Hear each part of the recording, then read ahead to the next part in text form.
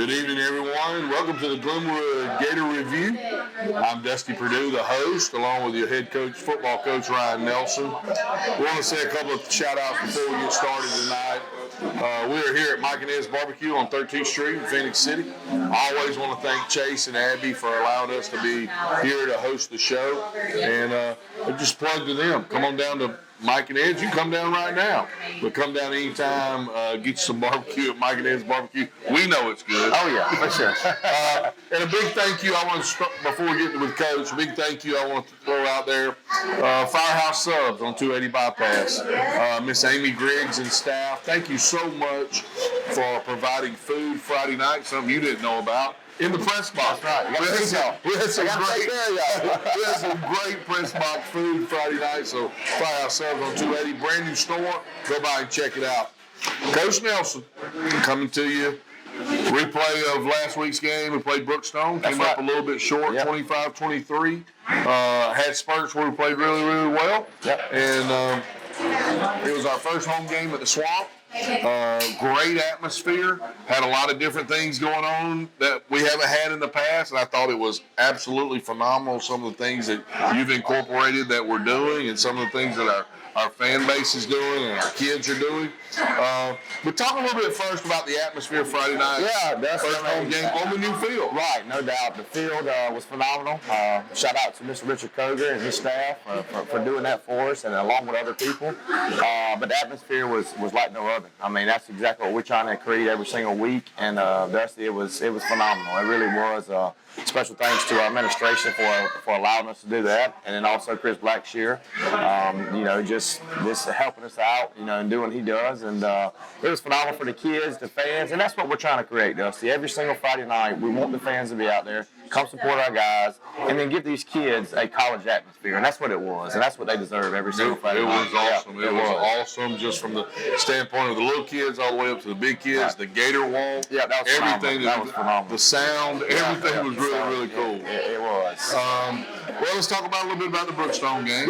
Neck and neck game, the whole game. You had to do a little coaching, finally. You've done some coaching anyway. But let's just talk about that. Go down 19-10 at the half. Talk a little bit about the first half. That was big. And this has been 2 straight ball games where we've came out. I feel like we haven't got the locker room on offense or defense. I mean, back-to-back games, we go 3 and out, and then their first possession they score. So we're playing catch up. I don't think we've had a lead yet. Right. So, we're playing catch up, and people understand as a coach in a football, it's hard off the play behind all the time. So, we're able to take the next drive back down and score. And then, as I recall, I think that, they were up 14-10, Dusty? 13-10. It was 13-7. 13-7. Yeah, and then, we go from, in my eyes, what should be a, for sure, kick-up touchdown right there, and we just don't hit it, and it happens. It's football. And we kick the extra, we kick the PAT right there. Extra point PAT, I'm all off. Field goal. You see where my mind's at. So we kick the field goal there, make it 13-10. Can I stop you right there? Because I'm up there calling the game as the public address announcer, and I don't know everything that you're told. There's a flag on that play. There was, and explain that to me. Well, the kicker got hit. He did, and the white hat came straight to me and said it was running into the kicker. Okay. So, it's not a. If it would have been rough, then it would have been a 15-yard penalty. We got the ball. Well, yes, it would have been an automatic first down. That's the difference. We could have had it, 4th and goal, I think, from the 5 at that point. Right. But we already made the field goal, so I kept the points on the board. Okay. And then we come back and we give up a 37 play right there on a screen pass that I think we're gonna make that play 9 out of 10 times, and the guy made a good play on us. And to me, in the first half, that was 2 plays that we don't hit the wide open touchdown, and then they get a freaking 78-yard touchdown pass on a screen, and it changed a lot. It came almost back to back. It did. Just the moment. Right. And then the rain started coming down a little bit, and I wanted to get to half, and we got to half at 19-10. Thank goodness, and we kind of went in there and just settled everybody down. I mean, tell me what you say, and it's hard. It is. Because tell me what you say after you miss the touchdown and then you give up a touchdown, what do you go in and say to you? Well, Do the team is still learning you and you're learning them? Well, the main thing, to the team is, we preach this every single day, is play the next play. There's nothing we can do about that. I mean, it is what it is. We would love to make that tackle. We would love to make that throw and that catch and all that. But at the end of the day, it's over with. So we're faced with a deficit of 9 points right at halftime. We've got to move forward. So in my eyes, defensively, we got to have a 3 and out. And we got to get the ball back and go score, and let's get back in striking distance. And it just so happened that coming out of the half, we kicked the ball out of bounds. And I told our coaching staff Sunday, I said, it might be the first time ever where we kicked the ball out of bounds and it benefited us. So then we pooch it over there. Mondre has a great pooch over there, and Cameron goes over there and recovers it, and then we take it right down and we score. Right. And we got all the momentum right there. And then, the next drive, give their quarterback credit. He threw an absolute, dime down the field to that guy and hit him in stride, and he got behind us, and it was we get momentum back right there, get it 19-17, then we give up the touchdown, and then we get it 25-17. And they go for 2. And they did go for 2 and right they there. didn't get it, and it keeps us in the ball game with 1 possession. It did. Kept us in the game, and we're still in the third quarter, and we take it right back down, and I can't say enough about the play that Mason made in the end zone. Wow. Sophomore. Yeah, sophomore. But that's what, that's one thing that we're trying to do right now. That's just learn some of these kids, give them opportunities. And like I told our coaches over the headset during the game, I said, guys, I can't be scared to call plays and sit here and not give our guys a chance to go make a play. Because I got to figure this out week 2, not week 3, week 4, week 5. I got to figure out what we can and can't do, because if we can't do it, then we got to figure other things out. So, but getting back to that, we take it down and he makes that play, and, on the 2-point conversion, we're wide open and it's there, and, we have a guy that kind of has a bust on the route and we just don't get it, but we're still in a 25-23 ball game in the third quarter, and our defense plays absolutely lights out from then on. Lights out. Did. And, I can't came up with some very I can't came up with a 4th down slant play to stop their really good wide receiver Blanchard, and we get the ball back. Yep. Go ahead. It didn't go all right. I credit Coach McConnell and his staff defensively for just coming up with a good game plan. We gave up 1 play in the second half. And I think that's kind of us right now as a football team. We've got to figure out how to get out of the locker room. For 2 weeks in a row, we haven't played in the first quarter up to my expectations. Right. So, but great job right there by our defense. And then, we get to stop on 4th down, and we have an outstanding drive down there. And, on 1st and 10, we're trying to pace, and we get hit for a 2-yard loss. And then, again, we come up with a play we ran probably 3 or 4 times that night. It's kind of a RPO stick draw concept with our quarterback, and they play 0 across the board and give us a 5-1 box. Well, anybody gives us that right there, we're taking a shot up right now, no questions asked. Right. And that's what we did. And we throw the ball up, the 50-50 ball in the same quarter that Mason went and made the play on, and give the kid credit. Milam, which he'll be on here in a minute, he goes up and tries to make the ball. He probably mistimed his jump a little bit, but I was just so excited when the ball was in the air. This is a baseball kid that's been out with us for 4 weeks now, and he goes out and he tries to attack the ball, so he's learning. Right. And I just, I think that the kid's going to be a really good player for us down the road, and he grew a lot from week 1 to week 2. But I tell these kids and these coaches every single day, I'm not going to stop being who I am and give these kids opportunities to make plays. Right. That's who we are. Right. And that's why offensively, I think that's what's so great about it. That's why you get them out to play. Right. That's why you ask them to come out and play football. So we want to put pressure on people, and we feel like we get one-on-one matchups. We got to take advantage of them. So it just didn't happen on that play. And like I said, credit their kid. He made a heck of a play. He did in the end zone. And then we get another stop, Dusty, and we get the ball back right there with about 4 minutes to go. And we kind of had the play set up. We threw on 3rd down the whole night when they went to that coverage, and we got the look we wanted on 3rd and 4. And we just had kind of a misread by the quarterback, and it's going to happen.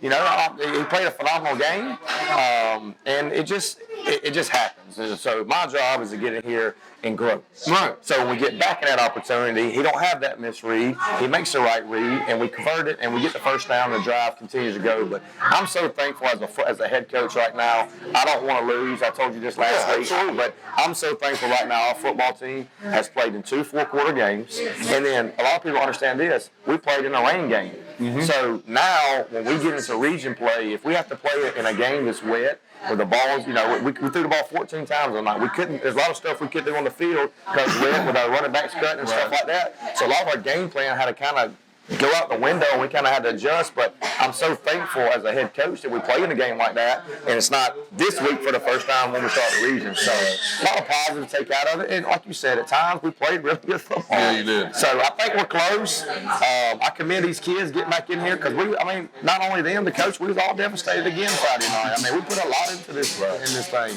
and it means a lot to us to win. We want to win, and we got back in here Sunday, and the kids, they were back in the weight room and out running and out watching film, and they want to get better and grow too. And we probably had one of our most spirited practices of the whole time I've been here today.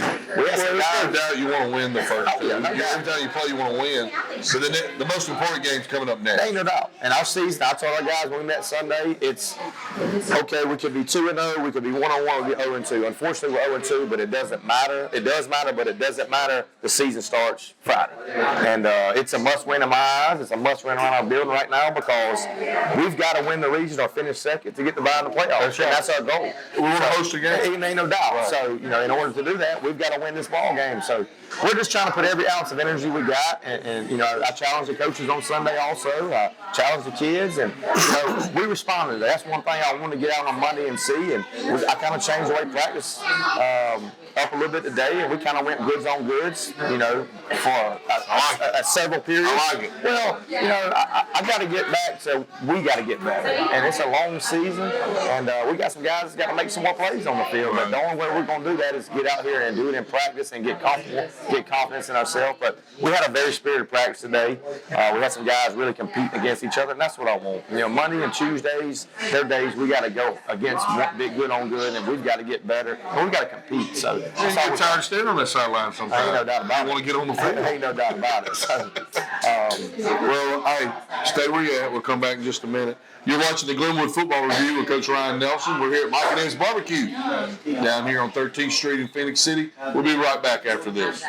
Mike and Ed's Barbecue. It's the place where you can come in and pig out with us on the best barbecue in the South. We've been serving the most delicious barbecue and home cooking favorites in the Southeast since 1985. We're open 6 days a week for carry-out, online orders, or just dine-in. Call us for catering. We love to serve at gatherings and parties. So come on in and enjoy some good Southern hospitality and the best barbecue around. Mike and Ed's Barbecue, Phoenix City. Locally owned and operated since 1985.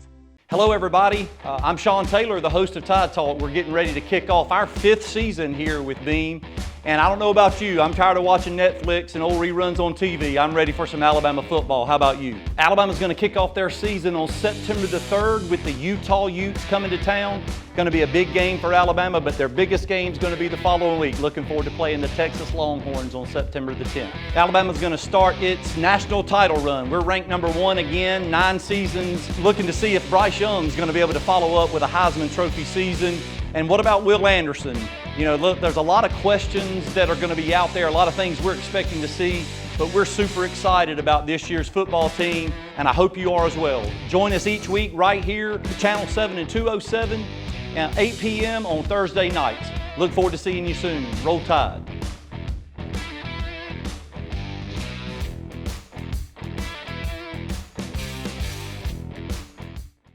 Everybody, welcome back to the Glenwood Football Review, or the Football Gator Review. We don't really know what to call it. We call it a little bit of everything. That's right. But we're here with Coach Ryan Nelson.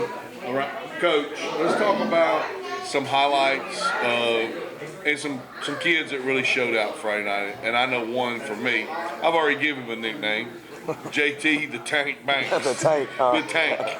28 rushes for, I think, 157 yards, something like that. Mm-hmm. I think I'm close anyway. Right. Talk about his production on Friday night. I mean, he played an outstanding ball game, Dusty. He really did.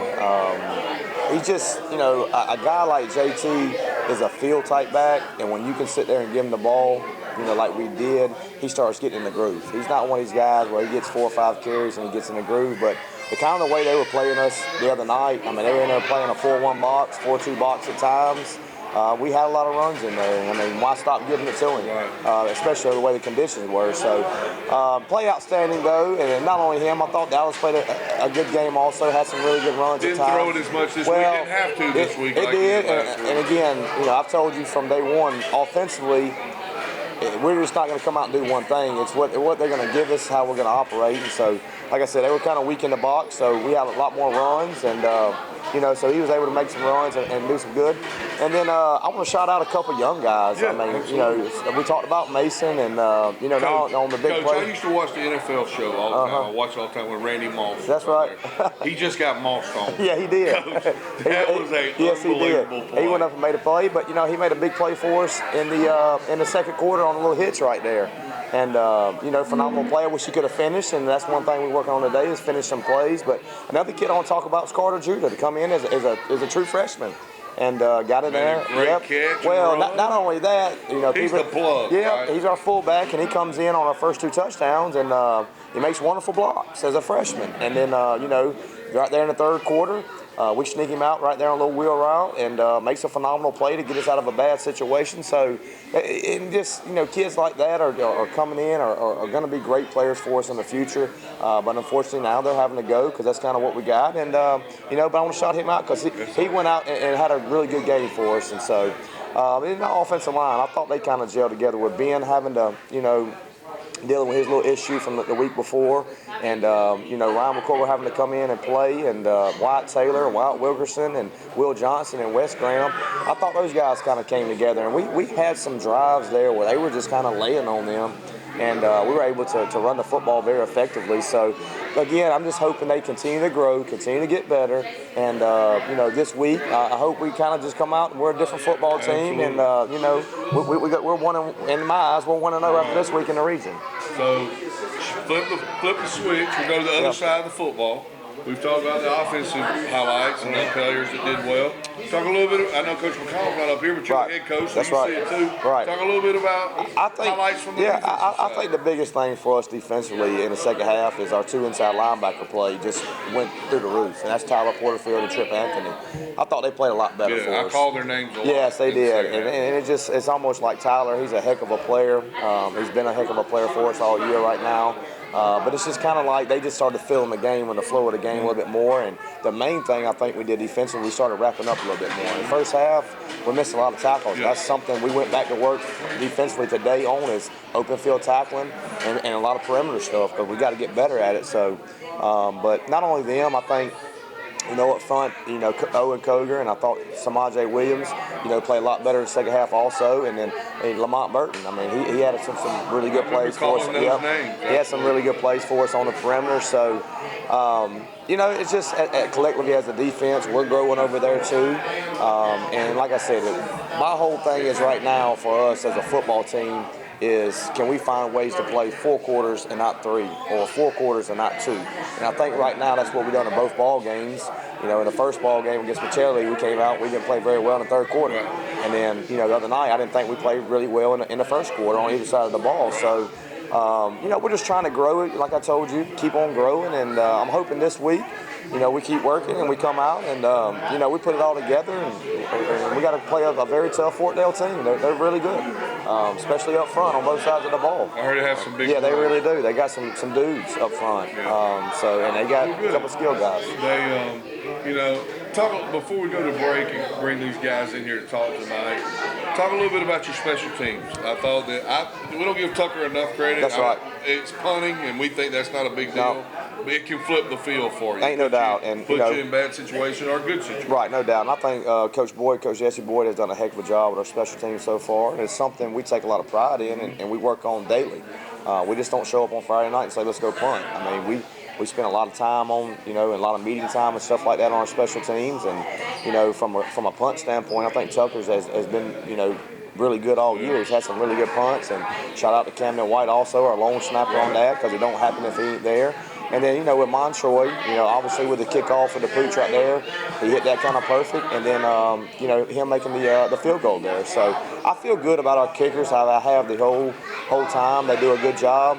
Another shout out to Coach Eddie Miranda, our kicking coach, who does a phenomenal job with them also, and they kind of got that soccer relationship right there. So he does a good job with them right there. So, but now I can't be more happier. And I thought our kickoff return got better this week too, with Jackson kind of hitting it more up the field. And that second one, or the last one, he's this close from breaking it. I mean, he come off the sideline, Coach. I'm starting to feel it a little bit. So again, that's why, Dusty, I woke up Saturday morning, I was kind of down, not on myself or the kids or anything. I'm just, as a competitor, you're down when you lose, but I kind of sit back and I kind of look at us and I'm like, man, we're doing some really good things for such an inexperienced football team.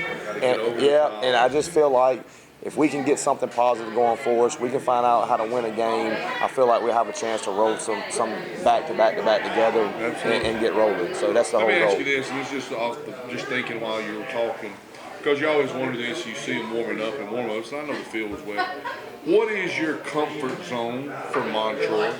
Right now, it's about 42-yard field goal. Really? Yep. So that far? Yep. Not at the 42. Got a strong leg. No. Yeah. Coach, I know how to add. I'm just making sure. I know how to add. That's 52. That's right. That's right. No, but I mean, I feel like yes, we get snap it from the 35. Do you feel good? No, not from the 35. Snap it. Snap it from the 25. From the 25. That's right. Okay. So 42 yards. Okay. Yeah. So that's where I feel good at right now. Yeah, I know. That's where you are. You're a basketball coach. So and that was kind of one of the things going through my head right there at the end of the game. When I say at the end of the game, we still had 10 minutes in the fourth quarter when we threw the interception. You got to think about that. Well, no, and that's one thing that I'm thinking about right there is trying to, because we're right there at the 22-yard line, but we got a wet ball, we got stuff like that, so we really want to punch that ball in right there and not have to settle for a field goal try right there. Right. So. Like I said, it is what it is, and we'll grow from it and get better. Absolutely. All right, y'all, we're coming back right after this. You're watching the Glenwood Football Review with Coach Ryan Nelson. We're bringing back some players on this next part that we come up with, so stay tuned. We'll be right back after this. What is community? Is it a neighborhood? The businesses and homes inside it? Maybe community isn't just a place. Maybe it's a state of mind. That when we care together, cheer together, we're closer to what really counts. At Beam, we're finding new ways to bring us all closer. And you'll find us right out there with you. Because community is always on our mind. Beam, bringing East Alabama more. Welcome back to the Glenwood Gator Review. I'm here with Coach Ryan Nelson. As you can see, we've gone 4 deep now. Me and Coach Nelson being joined by Tyler Porterfield. And Jackson Milam. Tyler Porterfield is number 10. He plays linebacker. And Jackson Milam is our wide receiver. He's number 15. And he returns kicks also. Guys, glad to have y'all tonight. Thank y'all for being here. Yes, sir. Thank you. Just going to ask you a couple questions. Talk a little bit about, we'll start from the summer all the way up till now. Tyler, it's your first year at Glenwood. Really, year and a half. Yes. And Jackson's second year. Yes, sir. And, first year playing football, but Tyler came over from another school and was a good football player over there. Let's talk about the summer workouts a little bit. How did summer workouts go up till now? Well, we started off way different than we are right now. We started out slow, and as the summer went on, we've picked up the pace a lot, and we're putting in a lot of work to become way better and the team we need to be. Right. Team chemistry have just grown pretty much. And The one thing that I hear coaches talk about and players talk about is how fast y'all do things at practice to emulate the way you're going to play. Yes, sir. Talk a little bit about that. It makes it way slower in the game for how we practice, because we practice at such a fast rate that it's way easier and a good tempo of practice. Jackson, I know you played baseball a lot during the summer, so you were in and out, workouts and stuff like that, because Coach, he is a pretty good baseball player from what I understand. And just talk about summer workouts when you could get in there and the preseason when things were coming. Yes, sir. It's just a grind. It's way different than baseball. Bunch of team chemistry, everybody coming together. These past 2 games, there's been a significant jump in team chemistry and how we played all together. And overall, I'm just ready to look forward to the rest of the season with these boys. Let's go back to the first 2 games. Pacelli, Brookstone. You know, and we didn't win them, and we know that, but we've made strides in both of them. Talk a little bit about where y'all think we're at, Tyler. I'll ask you first. Where do you think we're at right now as far as on the defensive side of the football? Because I called Tyler Porterfield a lot Friday night. I will tell you that. Yes, sir. Well, we there's a positive to losing too. We never quit, and that's one thing about us. Good point. We're not going to quit. We'll keep fighting for it. But I mean, there's a lot of room for improvement too. We've made a lot of mistakes, but you just got to get better from your mistakes, and that's what we're working on in practice every day. Tyler, just talking to you and talking about you, and you may not even know who this is. Me and Coach do, but you probably don't. You're a player like Brian Bosworth. You remind me of a Brian Bosworth. When you make a tackle, you jump up, you're excited, you let everybody know you're excited. Yes, I love people like that. I'm that kind of. I coach sort of that way, and sometimes it gets me in trouble. But no, you were playing really, really well Friday night. You had a really good game. Jackson, over to you. Talk a little bit about the offensive side. Something new for you. I know not just being the wide receiver, but you get to catch those kickoffs now, and you're this close from breaking one. I'm telling you, from the first game to the second game was a total improvement as far as you. I just think you seeing the hole and finding the hole and trust. You got to trust a little bit too, because I mean you're out there on an island and here comes 11 or 10 of them at you as fast as they can come, and you were really close on that last one of breaking one, and I know you felt that too. Talk a little bit about you as a wide receiver, being a baseball guy and getting into football and returning the ball. Yes, sir. It's definitely totally new to me. Never would have thought that I'd be playing out here with my boys, but I put my all every single weekend with everybody, and it's been more than the best experience I could have ever thought. So I just looking forward to see how the offense is improving from week 1 to week 2. It's a crazy jump of how. Tell me, and I'm going to ask you to go inside your helmet for a minute. When you catch that ball as far as a kickoff, what's one of the first things going through your mind once you catch that ball? See a bunch of people running at me. And I just got to trust my blockers and follow them and cut up the field. Right. I don't really think at all. I just try to hit that hole and a little as hard different as I can. getting hit than playing shortstop, isn't it? Yes, sir. All right, now we're in game 3. First 2 counted, don't get me wrong, we lost. This is when the season really starts now. Third game, we're playing at home for our third game against region competition that we need to win to get a playoff berth and to make our road to Montgomery, because we want to be playing in the Crampton Bowl third week in November. Talk a little bit about being at home again and now starting the region. What are you thinking? I mean, the other games, they're good because they made us better, but this game is the most important one for us, and we know that, and I think you can agree. We had probably the best Monday practice we've had. He's already said that. That's awesome that you noticed that too. And we had a lot tempo. We started out slow, but Coach got us right. And for the rest of practice, it was intense. We won't go elaborate on how he got you right, but that's coaching. Yes, sir. That's awesome. That's good. What about you, Jackson? Yes, sir. Just same thing. I couldn't have said it any better than Tyler. Our goal, right? Our goal is to get to Montgomery. Yes, sir. Play on the AstroTurf at Montgomery at the Crampton Bowl, and not just host a game, but to get there too. And he said y'all watched a little bit of film on Fort Dale. They got some big boys, and they got to come play at the Swamp. So that's a big deal too. While y'all are sitting here, we changed up a little some things from the past. Jackson didn't play last year, and you didn't get to play. You came in a little bit late. What'd you think about the atmosphere Friday night, from warm-ups to the kickoff?